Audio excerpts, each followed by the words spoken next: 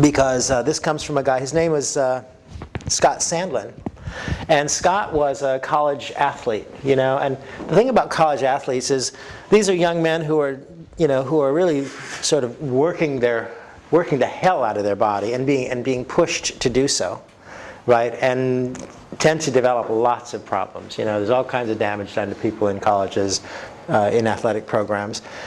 And in the middle of all of this, in his college athletic career, he had a motorcycle accident. And I can't really remember the details of the accident, but I remember the result was that he was in extraordinary pain forever. His athletic career was ruined, And in fact, the people that I know that are best, I have another friend named Dan Cleary who also was in a motorcycle accident, about 30 years ago. And the people that I know that are the best with pain control are the people that have had some traumatic injury of their own, and they've had to sort of figure out and taken the time to go, what has to change in order for me to be able to change this experience? So Scott, because of his connection with other athletes, all of his friends were jocks, so because of this connection, he thought, I've got a base of people that are wanting to know what it is that I'm doing to manage my pain, and they would, and they're more than willing for me to do stuff with them, and so a ready supply of volunteers, right?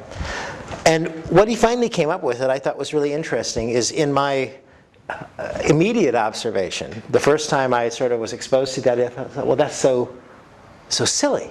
How could it possibly make a difference? Because it seems like just such a small, simple thing. But what he would say is, can I sort of use just you? I mean, you don't have to have any kind of serious pain in order for me to do this. But if I can use you as sort of a focal point, so what he would ask is if you could put that pain. Well, first of all, can you make a symbol of that pain? Question number one. Do you have any chronic pain or anything? I had a bit of lower back pain. It's not too bad today. Okay. It's charcoal grey. Okay, well, I'm even going to ask you to describe it. I appreciate that you can, but I don't need you to describe it to me.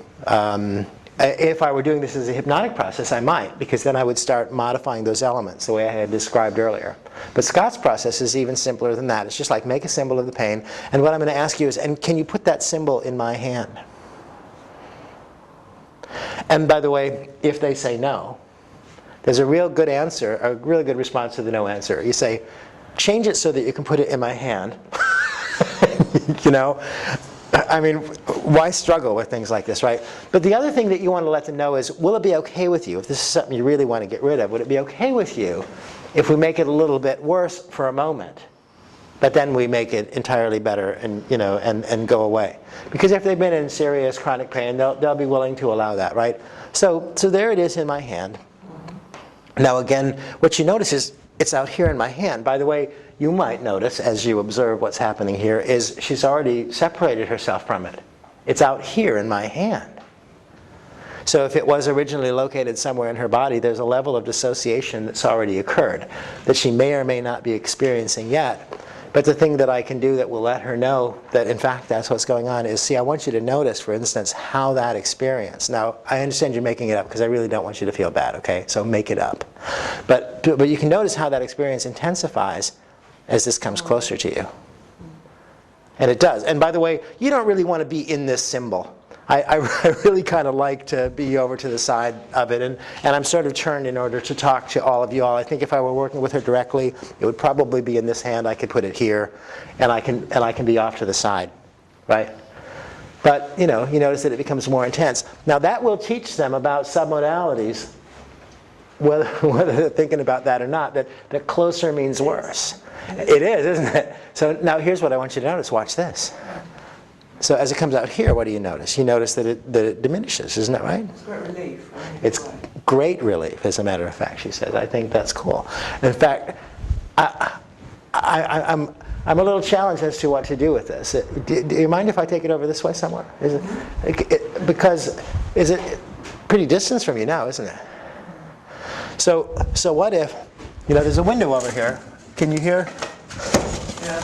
Okay, because it's out. Now, at break time, you'll want to go out probably the back door. Because I wouldn't want you to get any on you, out there. But just something as silly as that. In my own office, I'll walk into the toilet and and flush it or something, or any number of things. The first time Scott did this, he did it with a group of psychotherapists in a seminar room like this, but I mean like psychotherapists, right? And so he put it out in the hall, and then break time came, and the group actually stopped and had some consideration. Well, we can't go out there.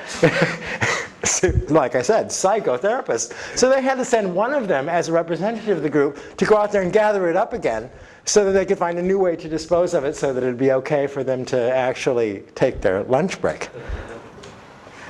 I mean, they invented crazy.